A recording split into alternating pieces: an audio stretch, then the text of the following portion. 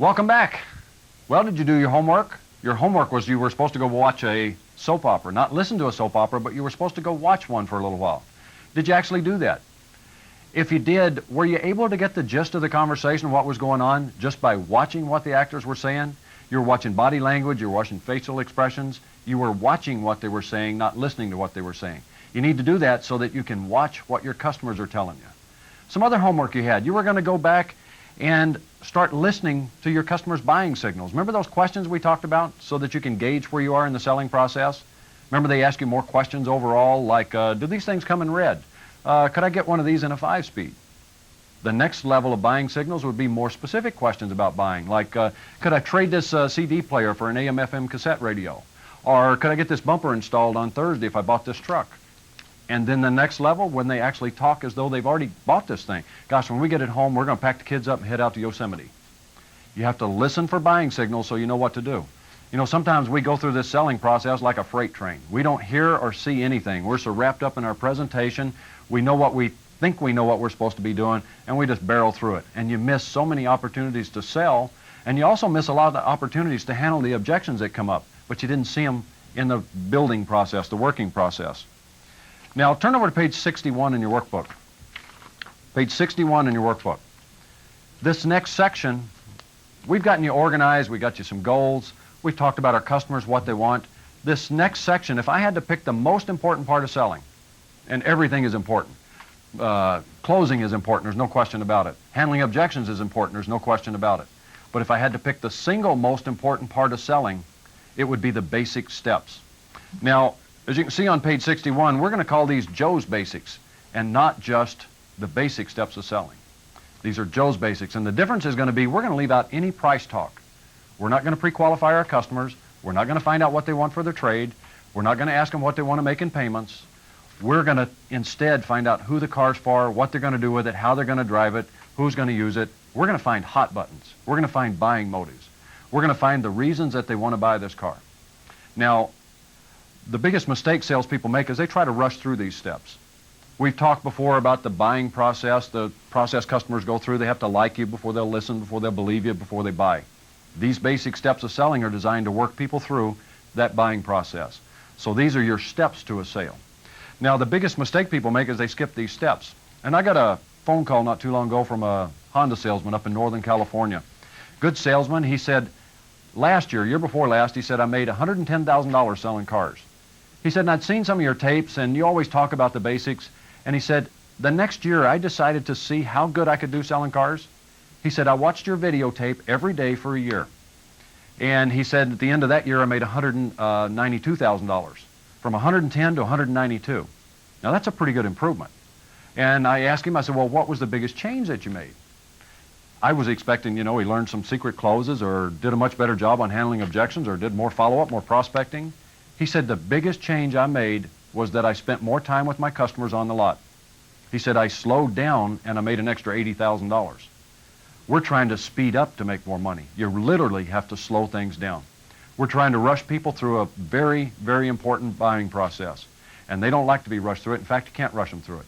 In fact, let me ask you a few questions on page 62. We're going to break these basics down into two different sections. We're going to call them the pre-presentation steps of selling and the presentation steps of selling. The pre-presentation steps are to get you warmed up and ready to present your product so that we know exactly what we should be presenting. Before we do that, on page 62, I want to ask you a couple quick questions. Now, number one down here, if you were going to go out and buy a $500 television, would you want to see how the thing worked first? Of course. I can't imagine buying one without seeing a picture of that one or one just like it. Number two there, if you're going to go out and buy a stereo, would you like to listen to it first? Of course you would. Number three, if you're going to buy a sofa, would you want to sit in that thing and make sure it's comfortable before you spent that $500? Of course you would. A couple other questions there. Number four, about the salesperson you talk to. Would you want to talk to a salesperson who kind of seems interested in why you want the product or who just goes straight to selling? Would you like to talk to a salesperson who's nice, courteous, treats you with respect, or somebody who's just looking to make another sale? Do you want to talk to somebody who takes the time to build rapport or goes straight into the sale? Do you want to talk to somebody who knows the product, doesn't know the product, knows the inventory, doesn't know the inventory? You want to talk to somebody who sounds like they're telling you the truth or keeps saying, trust me? I think we'd all pick the salesperson that showed a genuine interest in us, that knew about their product, knew about their inventory, and was concerned about making sure we got the right product or the right model in cars for our dollars. Number 5, if you expect to see how that $500 product works, would it be safe to say that the average person is going to want to see how that $10, $20, $30, or $50,000 car works before they buy it? Again, I think the answer has to be yes. Of course it is. Number 6, since 99% of the customers said the same thing, they want to drive this thing before they buy it, if you don't let somebody drive it, is it likely that you're going to sell it? Not likely. You've got a 1% chance of selling it if you don't let them drive it. And that's not very good odds. You've got a 50-50 chance of selling it. Remember the statistics? 50% of the people said they bought on the spot when they got a good presentation and a good demonstration. So we have to make sure that that presentation that we give them is a quality presentation based on their wants and needs. And we're going to talk about how to do that. Number 7, can you guess who the buyers are and come out right every time? Out there on the lot, can you pre-qualify everybody and guess right? Of course not. So that means when you guess wrong, it costs you money then, if I understand how that works. Number 8, when you guess wrong, do you make money or lose money? Of course, you lose money. Number 9, if you don't sell somebody a car, did you know that they go down the street and buy the car somewhere else? I know a lot of us think they just went home and watched TV, but that's not what happens. Almost all of the people who leave your lot without buying go somewhere else and hand the salesperson down the street that paycheck that you could have had. You spent time with them, you did part of the job. Let's figure out how to do the complete job. And number 10, when you do send these buyers down the street and the salesperson sells them, do they spiff you for the referral? I don't think so. If you're like the salespeople in class, everybody says, nah, they don't spiff us. Since all of these things are important to your customers, let's talk about how to work them through this buying process. Page 63, let's talk about your pre-presentation steps. Now remember this little line we keep talking about, we're going to build value out here on the lot. We're going to talk about the things you do prior to presenting. We're going to talk about the pre-presentation steps of selling. You're going to follow the basics from here to here. Let's talk about the first part of the basics, the things you do to get ready to present your product. Now, on page 63 at the top of the page, have you ever heard that old saying that your first few seconds and your first few words are more important than everything else you do in the sale? Well, if you haven't heard it, you have now. It's a fact. First 2 blanks on the page, your first few seconds and your first few words are more important than everything else you do. Now, why would that be? The first step of selling you can't avoid. That's called a first impression. Now, if you make a bad first impression, you create a credibility objection. And if customers don't feel that you're credible, remember 71% said they bought because they liked, trusted, and respected you? If they don't feel that you're credible, they're not going to buy from you. And I think that's just common sense.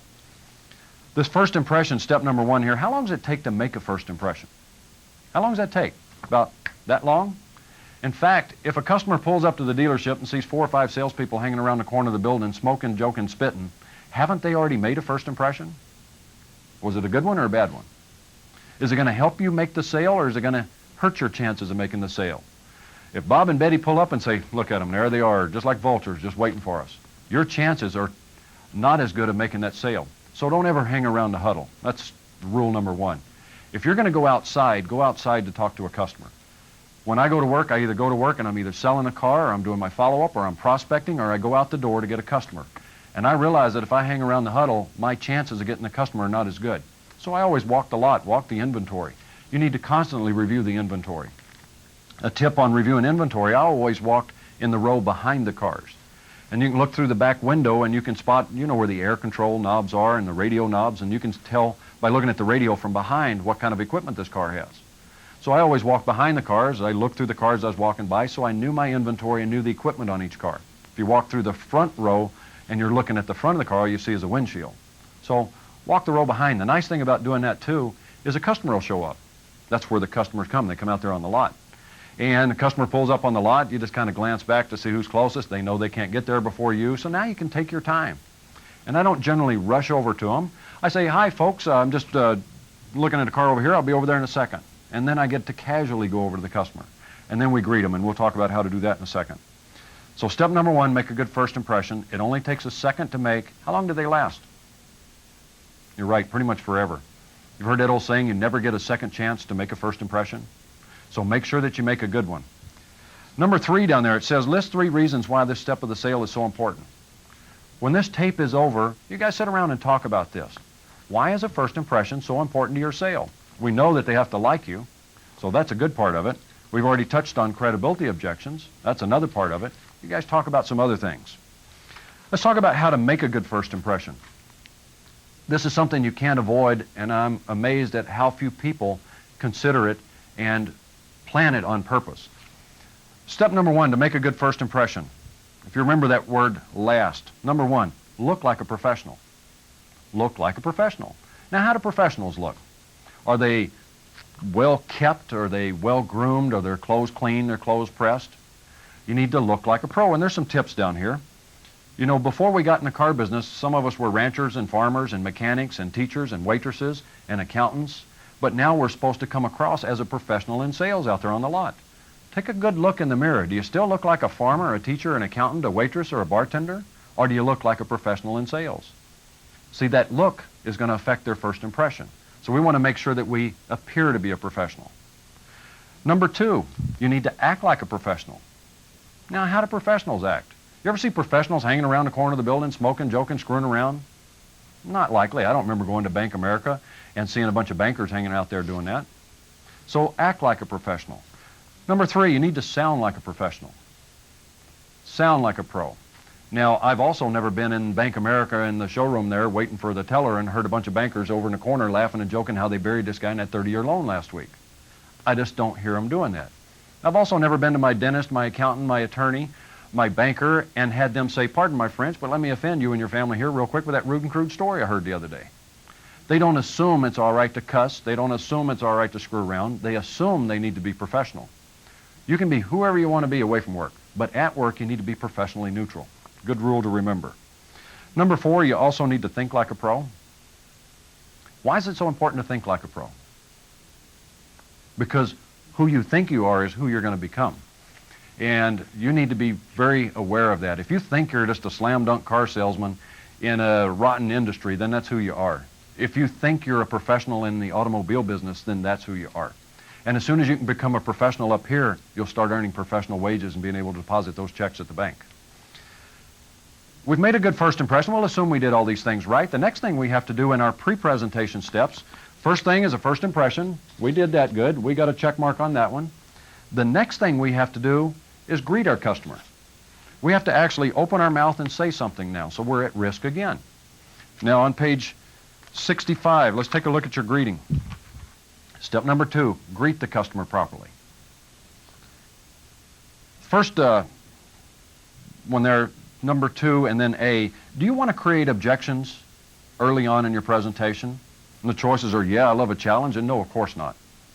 It wouldn't make sense to start the sale off wrong. It wouldn't make sense to get an X here. We need a check there. Now, if I use the wrong greeting, I'm going to get a negative response. When we talk about habits and conditioning, if somebody says thank you, what are you in the habit of responding with? Go ahead. You're welcome. If somebody says congratulations, what are you in the habit of responding with? You're right. Thank you very much. If somebody sticks out their hand, walks up to you and sticks out their hand, what are you through habit been taught to do? You're right. Shake hands with them. If somebody walks up to you and says, how can I help you? What are you in the habit of saying? We're just looking. Now, B, can I help you? If you ask somebody that question, 90% of the time, will the response from the customer be positive or negative? It's going to be negative. You're going to get a negative response almost every time.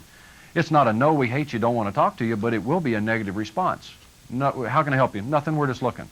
So now you've created your first reflex or minor objection. And now you have to handle the objection. Why not just start off on the right foot? C down here. Bad luck greetings include the word help, assist, and service. And I know some other people have told you to use the script, how may I be of assistance, how may I be of service, how may I help you? Those are all going to get you a negative response, which is we're just looking. That's a conditioned response to a buying situation when somebody says, can I help you? Now, we're also, I just said that word script. How many of you don't like scripts? In real life, don't like scripts. Don't want to use some canned presentation. Well, I understand that you don't like it, and I didn't much like scripts either when I first started selling, and then I learned more about selling, and then I realized that everything we say is scripted. If you have the habit of walking out and saying, hi folks, how can I help you? That's your script for your greeting. If you change your greeting to, hi folks, welcome to ABC Motors, my name's Joe and you're... If you ask a question, what have people been taught to do? If I ask a question, leave the answer hanging, what have people been taught to do? You're right, they've been taught to answer it. So if I say, hi, my name's Joe, and you're? Then I'll almost always get their name in return. Now, that would be a positive response. So you have a choice between getting a negative response or a positive response. Let's go for the positive response every time. D, a good luck greeting includes the word welcome. And don't do like a lot of people. I hear a lot of people say, welcome to ABC Motors. My name's Joe. How can I help you? Then they still solicited the negative response. So let's make sure we do that step right. At the bottom of the page down there, to greet somebody properly, it's a pretty simple process. It's common sense. You walk out there with a smile on your face. First blank there is smile. Smile. Then you need to welcome the customer to your dealership. Now, it doesn't have to be a standard canned greeting every time. Welcome to ABC Motors. My name's Joe, and you're. But you do need to get the word welcome in there, and you always want to end your greeting with a question because it forces somebody to respond. You may say, hi, guys. How you doing? Oh, we're doing fine. Welcome to ABC Motors. My name's Joe, and you're. Somewhere they'll get the word welcome in, and always finish your greeting with a question. Introduce yourself. Introduce yourself. Tell them who you are. It's kind of important. You know, too often, how many times have you been all the way to doing the paperwork, and you said, gosh, folks, I don't even know your name. I didn't introduce myself. My name's Joe. I know it's kind of funny sometimes, but it's really bad luck. The next one down there at the bottom of the page, move immediately onto building rapport and investigating. Move immediately right into building rapport and investigating. A couple of other tips on your greeting on page 66. The greeting step, now I said the basic steps are most important. Which of these steps of the basics is most important? Every one of them is most important. Every step you're on is the most important step you'll take. If I make a bad first impression and I get a negative response, then I already have an objection, which makes step number 2 tougher, which makes step number 3 tougher, number 4 gets harder to investigate, gets harder to present and demonstrate. We want to make sure that we do each step correctly. A couple tips on your greeting on page 66. A, get in step as soon as possible. Get in step as soon as possible. And by that I mean if you're the kind of salesperson that bounces off the cars out here, you got so much energy you can't slow down, you need to slow down if you're talking to slow-talking Sam out here. You want to slow down and get it down to about their speed, and then it's kind of like dancing. You slow down to their level, and then you take the lead, and then you start speeding back up, but you bring them with you. If you're going real fast and they're going real slow, you're not doing it the right way, so you want to slow things down. B, your handshake. Most of the time, you need to shake hands with folks. Well, there's a correct way to shake hands and the wrong way to shake hands. When you shake hands, your handshake should be firm. Your handshake should be firm. Shouldn't be loose like a limp noodle. It shouldn't be... Some idiot told me one time that I should go out there and jerk them off balance so that I could show them I was in control. Told me to squeeze their hand. That's crazy. Intimidation does not help you sell cars. We want to get away from anything that appears to be confrontational. C, start getting control of the sale as soon as you start talking. Start getting control as soon as you start talking. By that I mean, let's assume that I went out and said, welcome to ABC Motors, my name's Joe, and you're... People are required to respond, so I'll get Bob and Betty. When I say get control, let's keep control. How do you maintain control of a conversation? By asking questions. So let's continue with questions. Hi, I'm Joe, and you're Bob and Betty. Well, guys, who's the lucky one? Who gets the car? You or somebody else? Or you or Betty? Didn't I leave another question hanging and I left them the options of the answers? So they'll say, well, it's for me. And Bob, how are you going to use it? Business or pleasure? Well, we're going to use it for business. Well, y'all sure picked a nice day for looking at cars. Pretty out, isn't it? Yes. And we can literally control the conversation from start to finish, but only if you learn how to ask questions and you learn to ask the right questions. Now, in a few minutes, we're going to pull some selling questions over into this part of the tape. This isn't a tape set on closing or overcoming objections, but we need to talk about some of the types of questions that you use in your presentation that give you the control of the conversation. Page 67, let's get into building rapport. Building rapport, step number 3. That third step, build rapport. Actually, that would be called making friends. Just make friends with your customer. How do you make friends with people? Step number 3, build rapport. Building rapport just means finding what? It means finding that common ground. Find the things you have in common with your customers. B down here, it says, why is building rapport so important before you make a presentation? A little quick quiz here. What % of the people said they bought because they liked, trusted, and respected you? 71%.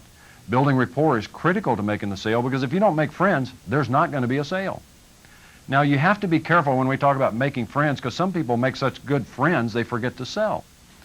You have to control this conversation. You want to build rapport, which means you're going to get a little off track. You're going to start talking about driving to Yosemite or where they work or their kids in their little league and things like that. You also have to pull it back to the road to the sale here, and you do that by asking questions. When it gets too far out over here in left field and you end up talking about Little League, speaking of going to Little League, do you guys prefer a 5-speed or an automatic?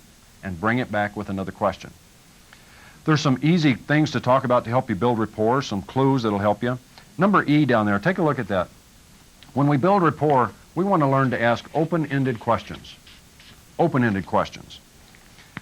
When you talk about an open-ended question, think of a question that it doesn't matter what the answer is, you just want people to talk. Where do you go on vacations? It's an open-ended question. I don't care what the answer they give me is not going to make or break the sale. Now, if I want to control the question, if I don't want to have a wandering answer, I would never ask an open-ended question.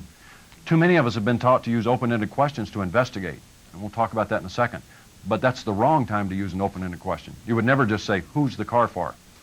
Because now you've asked them to give you a wandering answer. Who's the car for? We don't know, we haven't decided.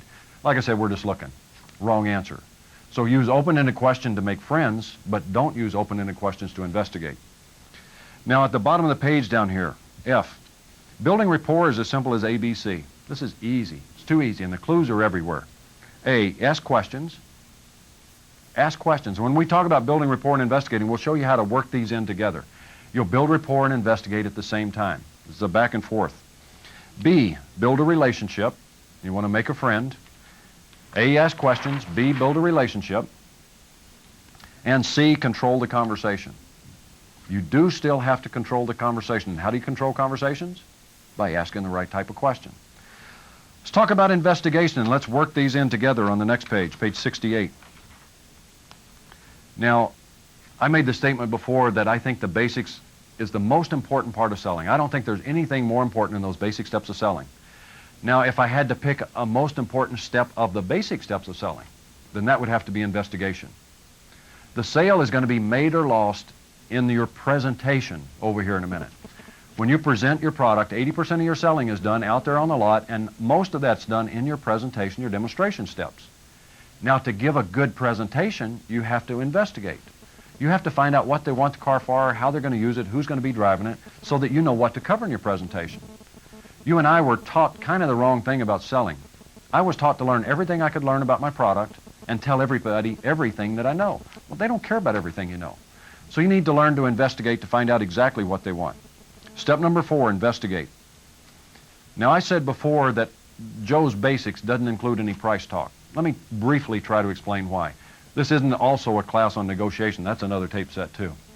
But in a negotiation, the person who sets the base figures, the person who starts the negotiation, has the advantage in a negotiation.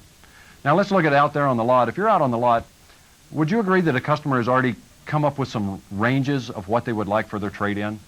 They'd love to get this much. If they had to, they'd take this much. And if they really had to, they'd go down to here. And if it really, really got down to it, they'd take this. If you're out on the lot and you just say, Bill, what do you want for your trade? Does he give you the highest figure he can imagine or the lowest figure he can imagine? Logically, he gives you the highest figure he can imagine. Now, out on the lot, if he gives you that, I want $4,800 for this, what ought to be a $2,500 car. Will that make it easier or tougher when you go inside and try to negotiate this back down to the $2,500 car? Logically, it's going to make it tougher. If you're out on the lot, people also have a payment range in mind. It's, we'd love to get away with this. If we had to, we'd go to here. If we really had to, we could stretch to here. And if it really got down to it, I suppose we could pay this much each month. If you're on the lot and you say, what do you want to spend? Which figure do they give you? The lowest figure, of course. The one that they would hope they can get away with. And now you've got a challenge getting them up to even what they were willing to pay before. The negotiation starts as soon as the first dollar figure hits the lot. And you don't want to start negotiating out on the lot. We already have enough problem following the basics as it is without throwing a kink in the conversation, trying to figure out whether they can or can't buy. Besides that, haven't you ever asked somebody what they wanted to spend a month and they said, oh, a couple $100 on the lot? And inside, after you got them excited about the car and they liked the car, they stepped up and paid $400? Haven't you ever had somebody on the lot when you said, well, how much do you want to put down? They said, oh, a couple $100. After you got them excited about the car, haven't they come up later and spent $2,500 down or $4,000 down. When they did those times, you got lucky because the negotiation started early on out there on the lot. You got lucky in those cases. Most of the time, we don't get lucky. If you remember the statistics, we close one sale and we're missing 3 for every single one that we make. And most of those sales are missed not because of the price. They're missed because we didn't build enough value. You don't miss sales because of a few dollars. You miss sales because of a few words. When we talk about an investigation, now remember, I said you could go back and forth on these. We've got rapport over here. Excuse me, we have an investigation over here. To build rapport, you ask open-ended questions. To investigate, I said you don't ask open-ended questions. You want to control the question. Open-ended question is, who's the car for? Bad luck. An either-or question instead, who's the car for, Bob, you or Betty? Will get you the correct response. So for building rapport, we ask open-ended questions. For investigating, we ask either-or questions. Now you've got some homework tonight on these questions. And these we're pulling up from the selling section. Now, A there, number 4A. We're on page 68. 4 reasons you need to investigate before you make a presentation. Now, there's probably plenty others too, but number 1, would you agree that you need the information to be able to make a presentation? Don't you have to know who the car's for, what they're going to do with it before you can make an effective presentation? Well, logically, of course you do. Number 2 down there. As you gather information, you'll also find clues to help you build rapport, won't you? Clues like you're out there visiting and, Bob, you're going to use a car for business or pleasure. And he says, well, I'm going to use it for a little bit of both. When you say pleasure, you mean little trips around town or vacations, things like that? Oh, no, I'm going to take vacations with it too.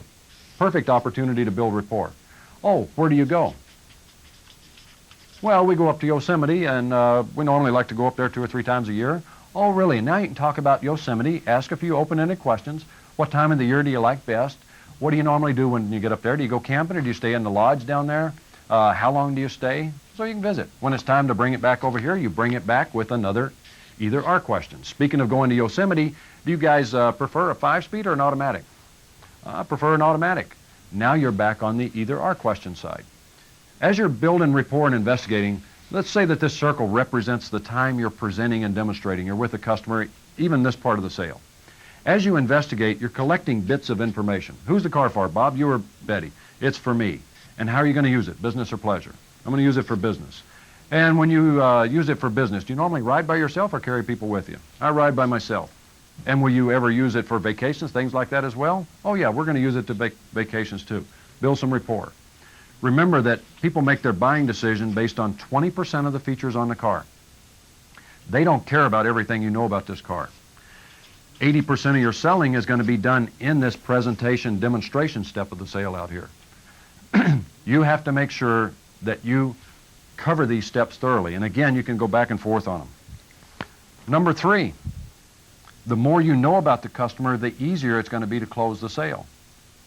The more you know about the customer, the easier it's going to be to close the sale. Would you agree with that? As you investigate, build rapport, don't you start, besides making friends with them, don't you learn more about them? And when you know more about them, wouldn't it be that much easier to close the sale? Now, you can't do this in 3 minutes. Too many people, remember our customers in the statistics said that we go straight from the curb to the car? They walk on the lot and say, I want to look at a new Escort. We go straight from the curb to that new Escort. We don't build much rapport. We don't investigate. This step of the sale, we're talking 10, 15, 20 minutes. Easy. Longer. In fact, you should constantly be investigating. You should constantly be building rapport. This step never ends, even after you start into your presentation. Number 4, you need to investigate because it'll help you hold more gross later. The more you know, the easier it's going to be to close, the easier it'll be to build more value, and gross is in direct proportion to value. So you need the value to be able to hold gross.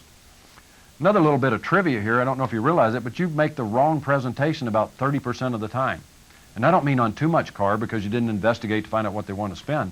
I mean wrong car. That little Escort we were just talking about, let's say somebody was on their way down to your Ford store to buy a new Explorer. And they were on their way down, they've already decided they want an Explorer, they've already checked the newspapers, kind of got an idea of price and all that other stuff. And they came down specifically to buy an Explorer, but at the last light before they got to the dealership, there was a little Escort pulled up beside them. And they said, oh, that's a pretty nice looking car. Billy, our son, who lives up in Oregon, just got one of those. Let's take a closer look at it when we get down to the dealership. Now, when they walk on the lot, which car do they ask for? The Escort or the Explorer? You're right, they probably ask for the Escort. And you probably went straight from the curb to an Escort. You started presenting an Escort, telling them everything you know about an Escort, got them excited about an Escort, drove them in an Escort, drove that Escort, and then probably tried to close with, well, what do you think? You guys ready to get it? And now they're shocked. They say, oh, we forgot to tell the guy we're not interested in an Escort. And now they're embarrassed, so they make up something and they say, you know what, I think we're going to think about it and get back to you.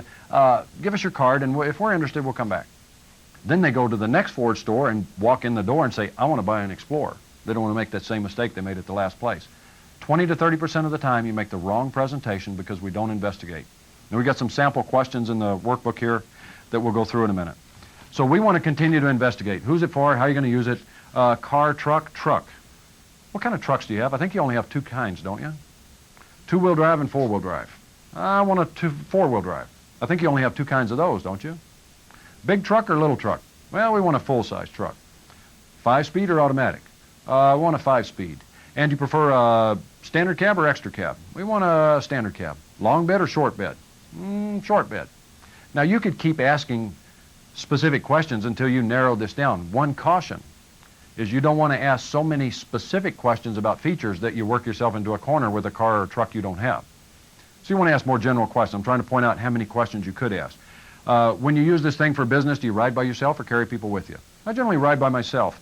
And do you just use it for work or just getting back and forth to work? No, I just use it to get back and forth to work. And you never carry anybody? Well, now and then I do carry some people in a carpool. Oh, really? And how many people normally ride with you? And as you gather this information, you're learning more about the customer. Now, when we get into our presentation later, we're going to take this information that we've gathered and we're going to use it. Somewhere, hasn't somebody told you, your manager told you when you got in the car business, to get minor commitments from customers? Because each minor commitment moves them closer to the sale. When you cover things in your presentation, you're supposed to give a feature, advantage, benefit presentation. Most people think telling is selling. Telling isn't selling. Telling is a feature presentation. You just tell everybody everything you know about the car. That doesn't build any value. What we need to do is a feature, advantage, benefit presentation. We tell them about a feature and then we tie it down with a benefit. We need to learn how to get people to say yes. I learned a lot about selling from a lot of sales trainers in today's market, but I also learned a lot about selling from a bunch of old dead guys. Ben Franklin is the first reference I ever read about feature, advantage, benefit selling. Ben Franklin said, if you want to win the negotiation or you want somebody to buy your product or do what you want them to do, you have to cover the features that are important to them, the advantages to them of doing it, and the benefits they're going to receive from it. I was also listening to another old dead speaker. His name was Socrates. He wouldn't actually have cassette tapes, but there was a book. And Socrates knew back then, he said, if you're trying to convince somebody to do something your way and you want to get a specific response from them, he said, if you want to get them to say yes, just ask them a yes question. If I wanted you to say yes, wouldn't I just ask you a question that could only be answered with a yes? Of course. Now, after I've gathered this information, couldn't I go back and ask Bob and Betty all of the things that I already know about them? Now, Bob, you were going to be driving the car most of the time, weren't you? Yes, I was. And you're going to use it for a little bit of both business and pleasure, weren't you? Yes. Now, I'm going through this quickly. You wouldn't ask them 22 quick questions. You'd go through this slowly. This would just be conversational questioning as you're presenting your product. Now, another thing I think you said was important, too, was having a truck that could get up those mountains, wasn't it? Yeah. And then you cover the feature, isn't it nice to know that this will get you there? Yeah, it sure is. And you had a bad back, too, didn't you, Bob? Yeah, I sure did. And that seat's pretty comfortable, isn't it? Yeah, it sure is. And you said you were going to carry people in the carpool now and then, too, didn't you? Yeah. And it's kind of nice that they're comfortable, isn't it? Oh, yeah, sure. We want them to be comfortable. You were concerned about performance, too, weren't you? Yes. And economy was important, too, wasn't it? Yes. So we gather information, and then our goal is in our presentation to go back and use the information we've gathered to get some of these yes responses. Every extra yes response builds more value. Sales psychologists tell us if you can get 45 yeses in 45 minutes, you'll have about a 75% closing ratio. 45 yeses, 45 minutes, 75% closing ratio. But now let me caution you about something using these yes questions. You never go fishing with a yes question. You never say, pretty car, isn't it? You may get a no if you don't already know the answer. You only say, pretty car, isn't it, if somebody says, boy, I like that. And then a few minutes later, you look back at it and say, boy, when the sun hits that, isn't that pretty? Yeah, sure look good in your driveway too, wouldn't it? Yeah. You don't say, that seat sure is comfortable, isn't it, if Bob's got an ugly look on his face and the lumbar support's killing him. You don't fish with yes questions. You only ask questions that you already know the answer to. That's the secret of using yes questions. Now, number B here, step number 4, number B, what do you need to know for people to buy a vehicle from you? What do you need to know for them to buy something from you? Not very much, other than just the very basics. But if you just wait for people to buy things from you, get used to $25,000 to $35,000 a year, get used to long hours, get used to a very frustrating career. C down here, what do you need to know to be able to sell the vehicle to them? You need to know everything. You need to know everything you can possibly learn about these folks. You need to build rapport and investigate, so that you can use all this information later to help you close the sale. Now, to investigate is really pretty easy. Listen at the bottom of the page, D, listen carefully to what they're saying. Listen to what they're saying. Now, if you're going to actually listen to what people are telling you, you're going to have to focus. You're going to have to quit looking around the lot, see who's got a better up than the one you're with. You're going to have to quit taking phone calls while you're with a customer. You're going to have to quit saying, excuse me, and talking to another customer and trying to close 3 sales at the same time. If you're going to sell more cars and make more money, if you're really serious about doubling your income, you're going to have to slow it down and focus on one customer at a time. No shortcuts. You're going to have to follow all the steps of the basics. Now, the second blank there, watch what they're doing. Watch what they're doing. Example of that, Bob says, I want to look at a new blue Camaro. And you introduce yourself, and Betty's there too. And Betty, will you ever be driving it? She said, oh, now and then. And Bob starts walking over toward that blue Camaro, and you guys are heading over there, and you notice Betty's kind of trailing behind you there a little bit. And she stops to look at that pretty red one. Now, if this blue one doesn't have the equipment they want, or you're not getting them excited enough about it, which car should you look at next? You should look at the red one. What percent of the decisions to purchase are influenced by the woman in the group, the wife, the daughter, the niece? About 90 plus. And Betty has also said that she's going to be using the car part of the time. Remember, if you sell the woman, if you sell the man, the woman may go along. If you sell the woman, the man will probably go along because she's making the decision to purchase. Next one down there, turn what they say into benefits you can cover later. As you investigate, you need to listen to what they're saying. Let's say Bob was getting a car for his daughter, and he just made the statement, is a car for you or somebody else? Oh, it's for my daughter. And he said, and this is her first car. She's going to spend a lot of time on the freeway out here, and we just want something we feel comfortable with her on the highway that much in. He kind of mumbled out what? Safety. He said, I'm looking for a safe car for my daughter. Now, when you're presenting this car later, you need to take that general thought that he gave you and turn it into a specific benefit. Then you're showing Bob the disc brakes on this little Escort, and you say, Bob, you know, we kind of take disc brakes for granted, but they stop you a lot quicker. And with your daughter on the highway, as much as she's going to be out there, I know safety is important to you, isn't it? Yes, Joe, safety is very important. You got another yes. How hard should it be to sell these folks something since they came to get it? We have to work them through the process, make friends with them, investigate, build value. Feature advantage benefit presentations. Bottom of the page there, it says focus, focus, focus. Those last 3 blanks on the page. Focus, focus, focus. If you don't focus, you're going to miss opportunities. If you don't focus, you're going to miss those buying signals. If you don't focus, you're going to miss those buying clues that they give you. If you don't focus, you're going to miss the sale.